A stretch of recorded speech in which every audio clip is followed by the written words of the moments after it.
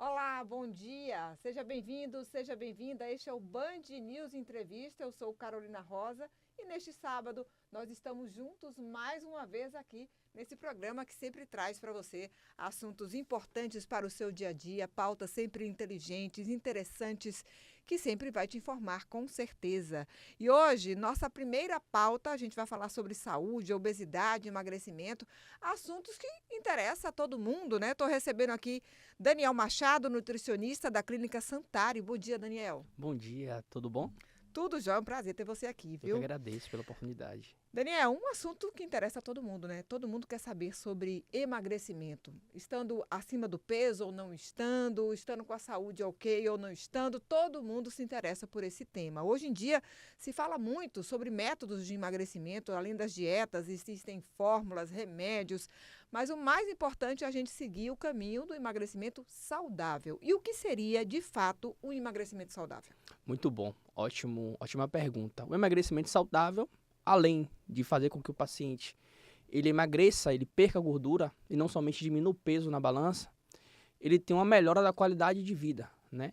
Porque o que acontece muito, essas dietas, sem um acompanhamento de um nutricionista, é que as pessoas de fato emagrecem, né? Porque só seguir um princípio básico do emagrecimento, que é o déficit de calorias. Cortar, fechar a boca, claro, obviamente você vai emagrecer, Isso. né?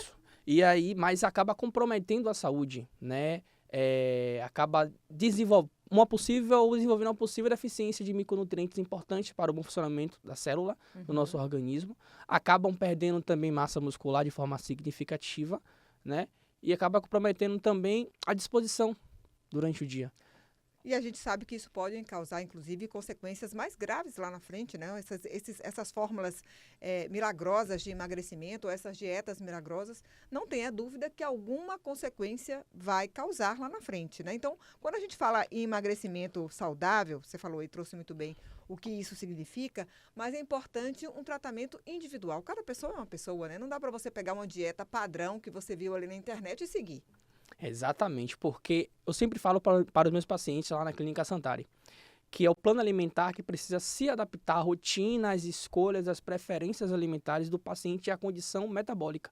E não o paciente se adaptar ao plano alimentar que eu ou qualquer outro profissional nutricionista vai prescrever. Então, a individualidade biológica ela tem que ser primordial no tratamento dos nossos pacientes, né? Seja para emagrecimento, para ganho de massa muscular, para melhorar a qualidade de vida. Por quê? Eu posso prescrever uma dieta para fulano X e a mesma dieta para fulano Y. Aquela mesma dieta vai ter uma resposta metabólica diferente para o fulano Y do que o fulano X. Porque existem diversos fatores que influenciam aí, né? Sim. Por exemplo, a idade, né? Eu falo isso porque mulheres acima de 40 anos, é o meu caso, por exemplo, eu tenho uma maior dificuldade de emagrecer. É muito diferente de quando eu tinha 30 e 20. Né? Então, isso faz parte da elaboração de uma dieta individual. Exatamente, o fator genético, a idade, o estilo de vida, se o indivíduo ele é muito ativo ou não durante o dia, né? Porque hoje a população se enquadra muito num sedentarismo ativo. São pessoas que ficam 8 horas de relógio sentadas em escritórios, só tem um aumento do gasto energético quando vai fazer algum tipo de exercício físico. E não dura muito, no máximo 1h30 de relógio, né? E aí o gasto calórico não seja significativo. Então, por isso que além de ter um estilo de vida saudável, se movimentar durante o dia, praticar exercício físico, tem que se atentar a esses fatores relacionados à alimentação. Sem dúvida. Olha, para você que está nos ouvindo aí na rádio Band News FM ou nos acompanhando no canal da Band Bahia no YouTube, eu estou conversando aqui com Daniel Machado, nutricionista da Clínica Santari. Estamos falando sobre obesidade, saúde, emagrecimento. Agora, Daniel, é uma coisa importante a gente falar também sobre carboidratos, né? Ultimamente, nos últimos tempos, o carboidrato virou o vilão. A dieta low carb virou a moda e ninguém mais quer saber de consumir muito carboidrato. O carboidrato virou o vilão da dieta. Ele é realmente um vilão ou não? Não, o carboidrato é um macronutriente muito importante, né, para o nosso funcionamento celular. É a primeira fonte energética que a nossa célula utiliza. Ou seja, para você praticar algum tipo de exercício físico, você utiliza o carboidrato. E a gente tem duas formas de estocar o carboidrato, no fígado e no músculo. O músculo é a principal fonte de energia para fazer atividades físicas, como musculação, crossfit, corrida, né, triatlon. E o carboidrato que é estocado no fígado é para manter a glicemia estável na corrente sanguínea. Então, quando você não come carboidrato adequadamente, você acaba comprometendo o bom funcionamento das nossas células, porque a principal fonte de energia, e sem energia a nossa célula não funciona de forma adequada. Você falou a palavra chave aí nesse caso, né? A energia. Você deixar de comer carboidrato, comer uma quantidade muito menor, de imediato você já não sente a mesma disposição. Não é? Isso, e atrapalha a qualidade do sono, né? Porque o carboidrato é um macronutriente importante para a qualidade do sono, né? E aí, alguns sintomas em pacientes que cortam completamente carboidrato, porque a dieta low carb não é cortar o carboidrato.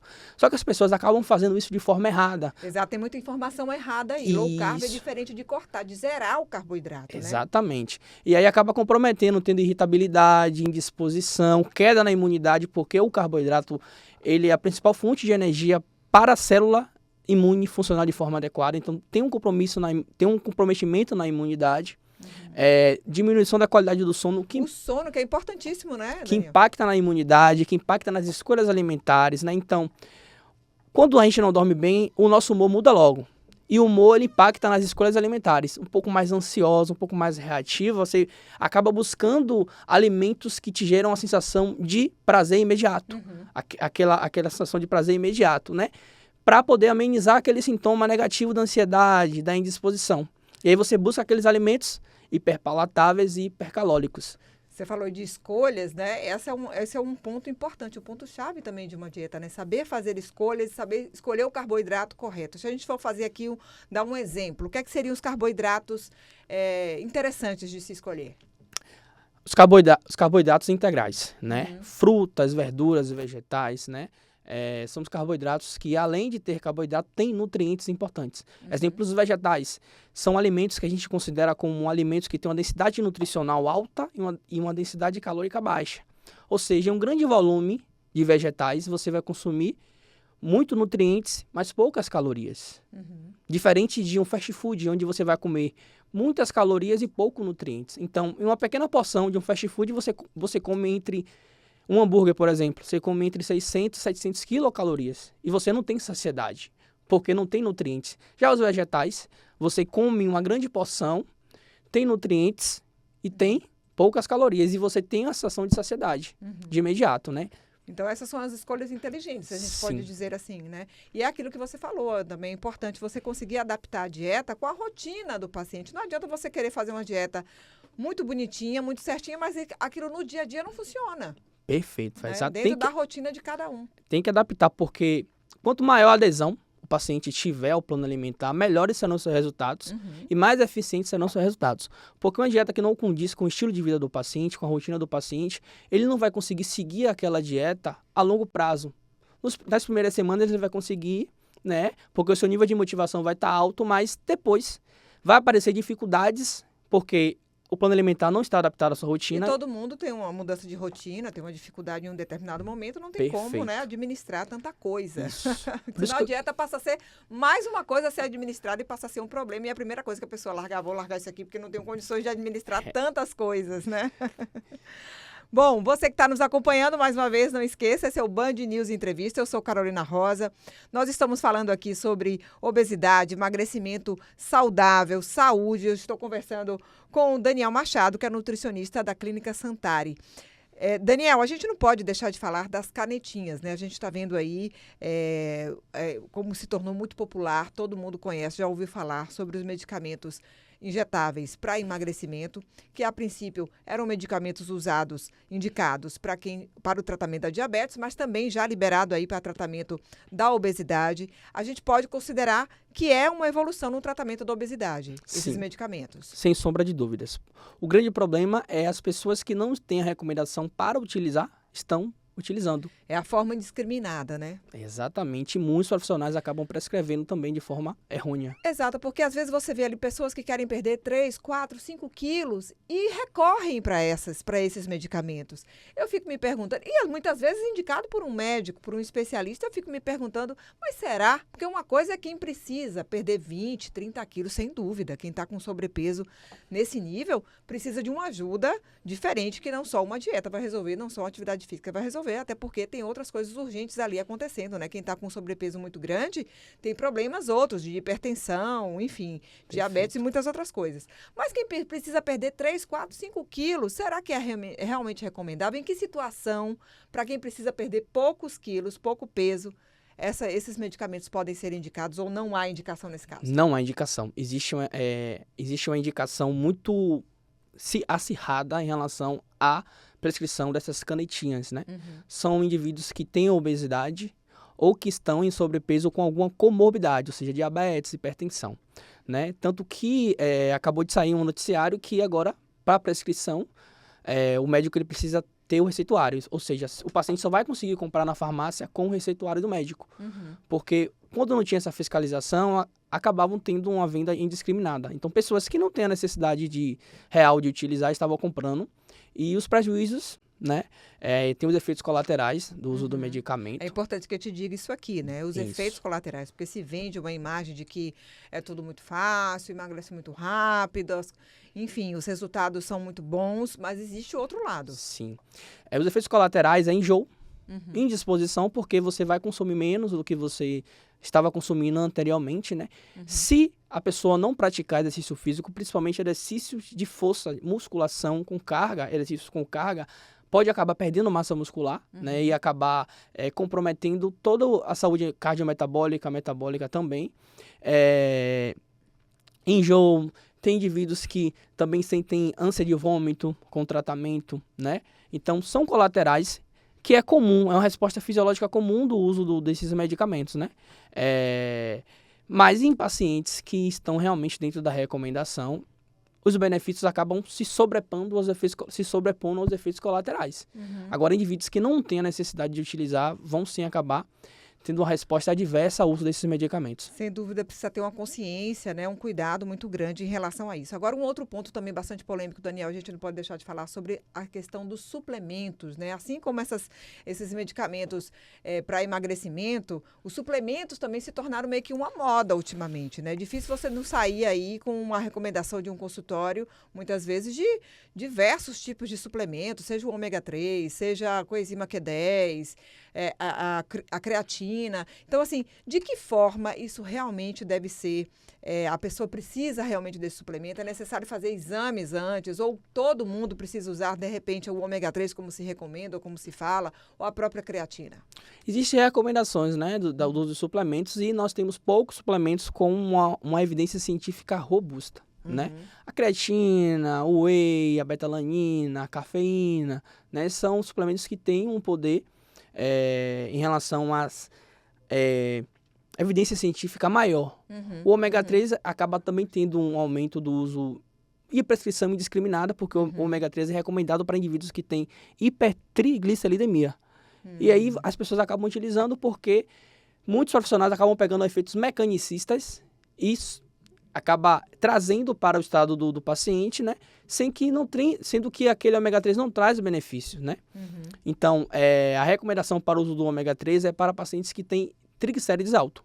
Ou seja, não é para todo mundo. Não é para todo mundo. E a gente acaba tendo recomendação para pessoas que têm um baixo consumo de peixes, né? Porque a principal fonte de ômega 3, mas não tem essa necessidade. Já a creatina é indicada para indivíduos que fazem treinos de força, musculação, que querem melhorar a performance e querem aumentar a massa muscular. Ou seja, quem não está treinando não deve tomar creatina? Não tem a necessidade. Não tem necessidade, até porque o principal efeito da creatina é aumentar sua capacidade de treinabilidade. Então você vai conseguir aumentar a carga, conseguir aumentar o número de repetição e, como consequência, você vai aumentar o volume de treino semanal, que é uma variável importante para quem quer ganhar massa muscular. E para quem quer emagrecer também, por você aumentar o seu desempenho, você vai acabar gastando mais calorias naquela sessão de treino. E isso vai favorecer o déficit calórico junto com a alimentação. Por isso que é importante, assim, para se pensar em tomar determinados suplementos, é necessário fazer exames antes, né? Ou Sim, não? Os exames eles são sempre importantes, né?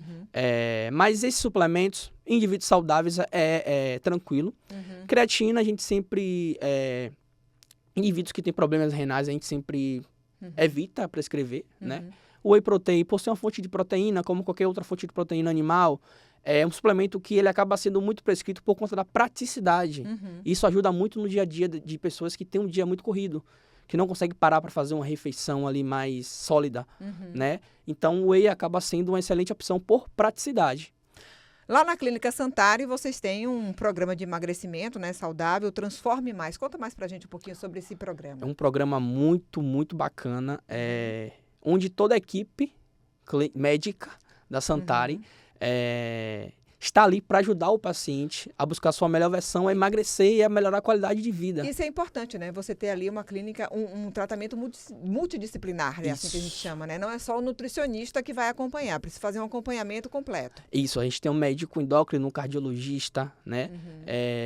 A gente tem o nutricionista, né? Temos 3 nutricionistas lá na clínica. A gente tem o clínico, a gente tem a endócrino, a gente tem a parte estética, né? A gente tem a psicologia, que é um fator muito importante para esses pacientes que buscam emagrecimento, que estão em estado de obesidade, né? Porque se atentar a essas questões psicológicas, principalmente para mudar o comportamento, é muito importante. Por quê? Os indivíduos que buscam o emagrecimento, que estão em estado de obesidade, o que impacta muito é um comportamento. Né? E tudo é comportamento. Se alimentar é comportamento. E as questões psicológicas e emocionais acabam impactando as escolhas alimentares.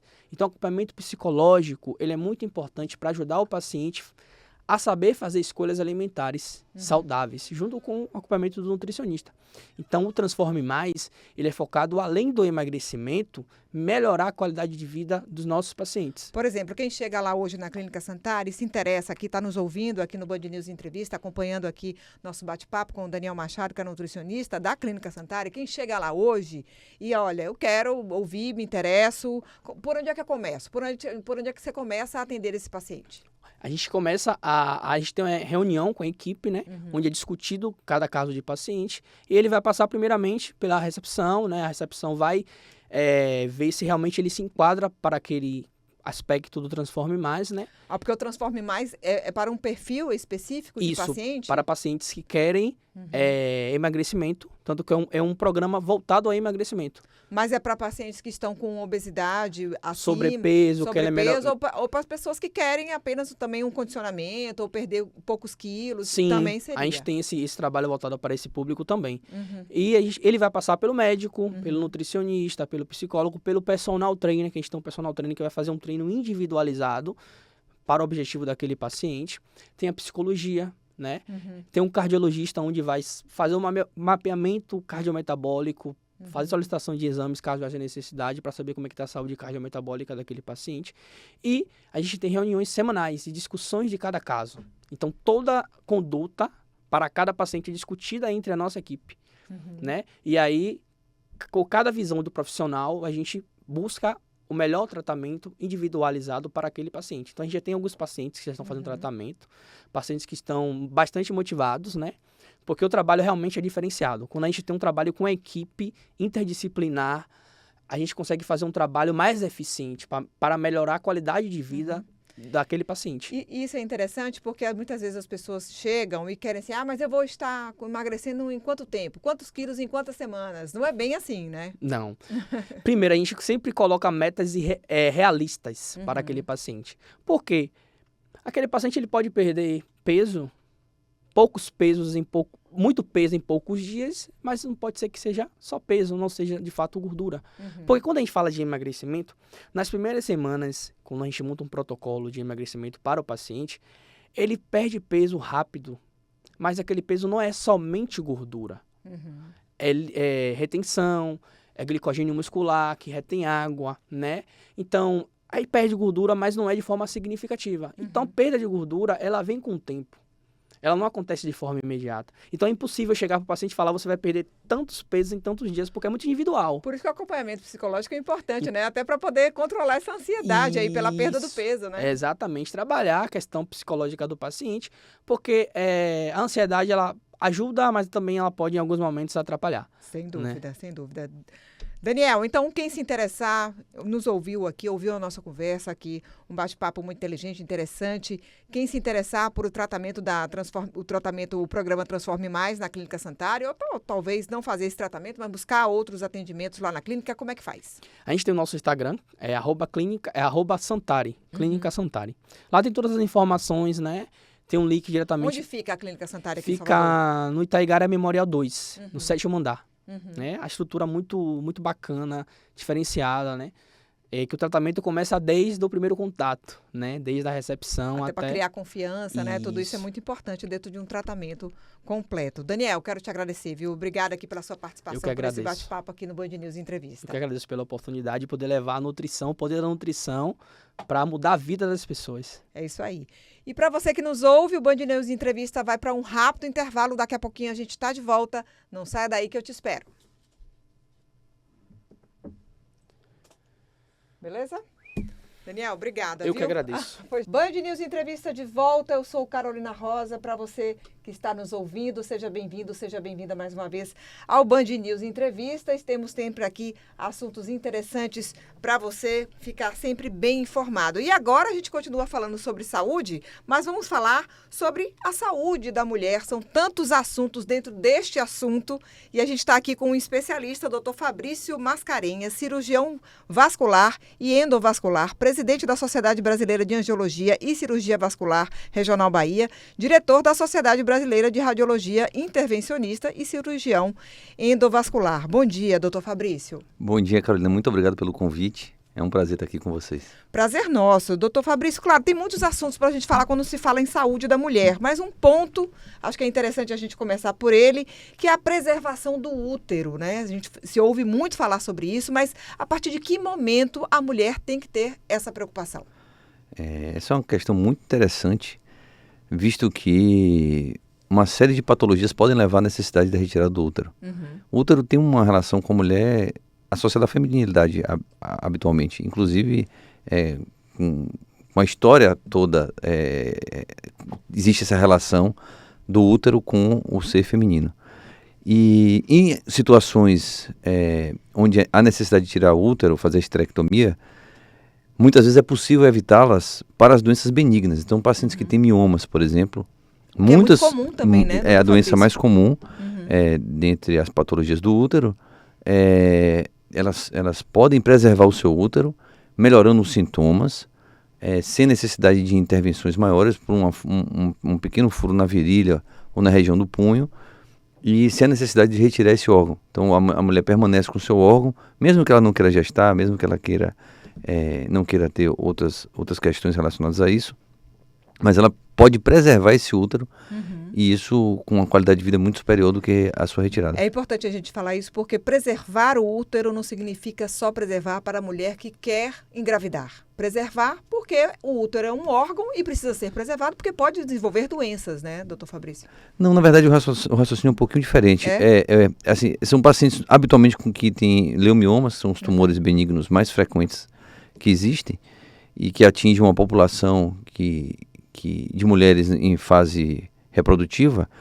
Na verdade, a ideia de preservar o útero é não fazer uma cirurgia ablativa, ou seja, uma cirurgia que retira um órgão, para um órgão que tem um significado para a mulher e que muitas vezes não é necessária a sua retirada. Então, você consegue fazer como é que funciona a técnica? Você diminui o fluxo de sangue que vai para o mioma, esse mioma diminui de tamanho, entope a circulação, ele diminui de tamanho, ele para de dar os sintomas e o útero é preservado, ou seja, você ganha com a qualidade de vida relacionada aos sintomas, você não precisa fazer uma cirurgia mais agressiva para retirar esse útero que tem algumas complicações relacionadas. Mas o que é que causam os miomas, né? Tem mulheres que têm, outras não têm, umas têm mais, outras têm menos. O que é que causa? Idade reprodutiva é um fator de risco, pacientes acima do peso, histórico familiar, uso de anticoncepcional pode estar relacionado.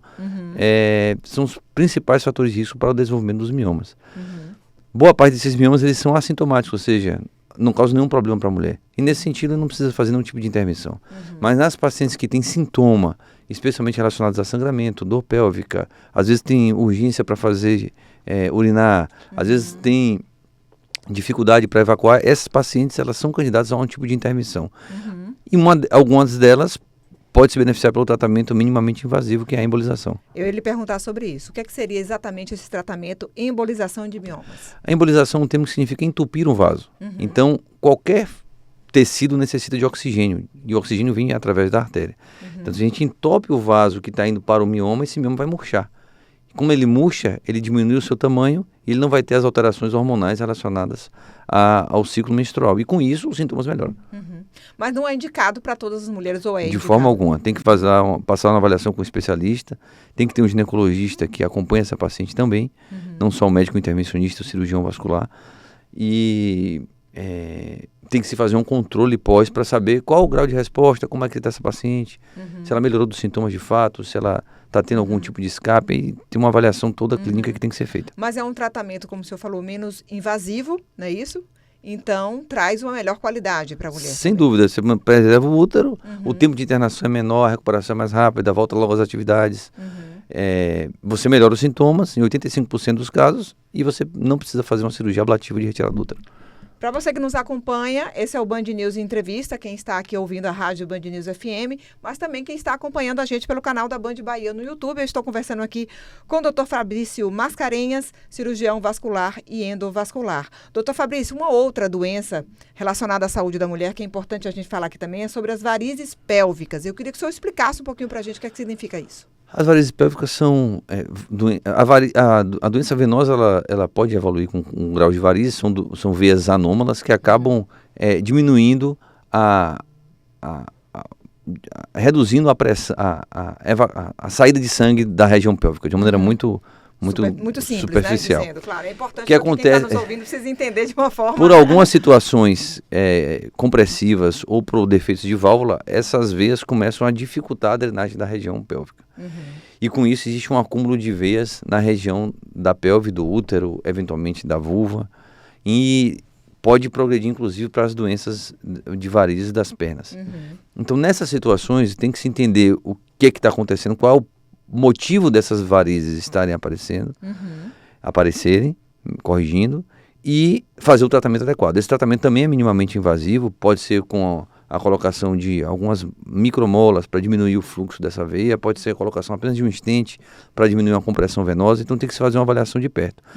É uma doença subdiagnosticada, muitas mulheres têm sintomas de congestão pélvica e não sabem, porque não fizeram um diagnóstico apropriado. Eu ia lhe perguntar isso, Adênio, quais são os sintomas e em que idade isso costuma mais aparecer? Também é mais comum na idade reprodutiva. Habitualmente existe dor na região pélvica que piora a menstruação em pacientes que ficam em ortostase, ou seja, em pé, melhora muitas vezes quando na posição deitada, pode ter dor em várias situações, inclusive durante a relação, e eventualmente pode progredir para as veias das pernas. Então são sintomas que dificultam muito a qualidade de vida da mulher. Em situações mais graves pode evoluir inclusive com algum grau de sangramento urinário ou algum grau de sangramento dentro da própria momento do fluxo menstrual relacionado a isso. E às vezes é confundido com outras patologias. Então a gente tem que saber o que é para poder fazer um tratamento adequado. Mas o diagnóstico é um diagnóstico clínico ou é um diagnóstico também por exames? Existe uma suspeita clínica na paciente que tem esses sintomas que eu mencionei antes. E é possível diagnosticá-la com um exame de ultrassom, que é um diagnóstico, digamos, incipiente, inicial, que dá informações importantes, mas eventualmente tem que se fazer um exame de tomografia ou ressonância para a gente saber o grau de refluxo dessas veias e qual a causa desse refluxo, né? Se é uma causa compressiva de uma veia da ilíaca, se ela tem um refluxo exclusivo das veias, enfim. E aí tratar essa paciente adequadamente. O tratamento vai depender exatamente desse diagnóstico, né? Anatômico, o tipo de perfeito, tratamento, né? Perfeito, Carolina, perfeito. Porque quais são os tipos de tratamentos nesse caso, então, para você saber qual o direcionamento? Primeiro tem que saber o local do problema. Então, se for um local de uma compressão venosa, tem que tratar essa compressão venosa. Às vezes só isso resolve. Às vezes é só o refluxo da veia. Entope a veia igual a embolização do mioma, mas com de um outro formato. Entope essa circulação e essa veia melhora. Bom, eu estou conversando aqui com o Dr. Fabrício Mascarenhas, para você que nos acompanha aqui na rádio Band News FM. Aqui, esse é o Band News Entrevista. Eu sou Carolina Rosa. Você também pode acompanhar pelo canal da Band Bahia no YouTube. Dr. Fabrício, a gente começou falando aí sobre a saúde da mulher, mas tem um outro tratamento aqui também que eu acho que é importante a gente falar, e isso não vale só para as mulheres, que são as doenças das carótidas, né? Existem tratamentos específicos para esse tipo de doença, mas primeiro eu queria que o senhor falasse um pouquinho sobre essas doenças. Quais são essas doenças das carótidas? A doença da carótida, a gente vai dividir em duas situações. Então, de uma maneira muito, muito simplória, existe a carótida que está fora do cérebro, a carótida está dentro do cérebro, isso pode levar a uma série de alterações. Falando da carótida que está fora do cérebro, que é a carótida cervical, como chamado, a gente tem as obstruções dessas artérias. E essas obstruções são o maior fator de risco para o indivíduo evoluir com AVC, o acidente vascular cerebral. São situações graves que podem levar a uma mortalidade alta e uma morbidade muito importante. Às vezes são pacientes que, infelizmente, vão depender de cadeira de roda pelo resto da vida, vão ter dificuldade para falar, para comer, para andar. E é possível realizar tratamentos que são minimamente invasivos também, ou tratamentos um pouco mais agressivos com as cirurgias convencionais para tirar essa placa. Então, quando você tira essa placa, seja algum stent que deixa ela, refaz o vaso, mas deixa ela um pouco amassada nesse fluxo, ou abrindo esse vaso e tirando essa placa e reconstruindo, você reduz a chance de AVC. E no paciente que teve AVC e que se recuperou, ele tem uma chance maior de ter um AVC de novo, como é chamado, ou seja, tem um novo AVC, você tem que operar para poder tratar isso. Então, desculpe. Não, pode continuar, pode concluir. É importante fazer um screening em pacientes acima de 65 anos que têm um fator de risco, em especial pacientes tabagistas, dislipidêmico, hipertenso, diabético, que têm obesidade. Esses pacientes, eles têm um maior risco para desenvolver o acidente vascular cerebral e a gente deve tratar. É justamente isso que eu ia lhe perguntar, né? Porque, na verdade, aí é preciso fazer uma prevenção, né? E a partir de que momento, o senhor já até, de alguma forma, já respondeu, mas a partir de que momento se precisa ficar atento a isso? Claro, quem tem esse perfil, né, de pacientes fumantes, né, com uma determinada idade avançada a partir dos 65 anos, é isso? Idealmente sim, a não ser que o paciente tenha muitos fatores de risco, tenha uma história familiar muito rica de acidentes vasculares cerebrais ou de infarto agudo do miocárdio em pacientes jovens. Esses pacientes, eles devem fazer um screening para avaliar o grau de comprometimento desses vasos e se realmente precisa fazer algum tipo de intervenção, seja cirúrgica, endovascular, ou seja, com técnica minimamente invasiva, ou cirurgia aberta, ou apenas tomando um remédio para evitar que essa placa progrida e aumente de tamanho. Mas quais seriam os sintomas? Porque muitas vezes quando a gente fala assim, né, doenças das carótidas, dá a impressão de que quando o sintoma aparece, a coisa já é muito grave. Mas existem sinais que aparecem antes? A pessoa pode ficar alerta nesse sentido também? Pode. Infelizmente, não seria. Essa é a situação pior. Ou seja, aquele paciente que já teve o evento, ou teve um evento menor ou maior. E a gente tem que estar atento a isso. Então, se por acaso você tem uma dificuldade de enxergar, mesmo que temporária, um lado que paralisa e volta a funcionar, o lábio que fica mais torto e volta ao normal, ou que permanece dessa forma, a dificuldade para falar, ou eventualmente uma perda de força de um lado do corpo, esse é um paciente que tem sinais e sintomas de que está evoluindo com AVC. Ele tem que ir imediatamente para o hospital para fazer uma avaliação adequada. E a gente tem visto, doutor Fabrício, claro, e o senhor falou sobre a idade a partir dos 65 anos, mas a gente tem visto cada vez casos mais cedo também, né, de pessoas mais jovens. Com certeza. Depende do risco cardiovascular de cada um. Todo AVC é relacionado à doença da carótida? Não. Pode ser, por exemplo, um paciente que tem uma arritmia no coração e um coágulo que ficou ali no coração vai para o cérebro e leva ao acidente vascular cerebral.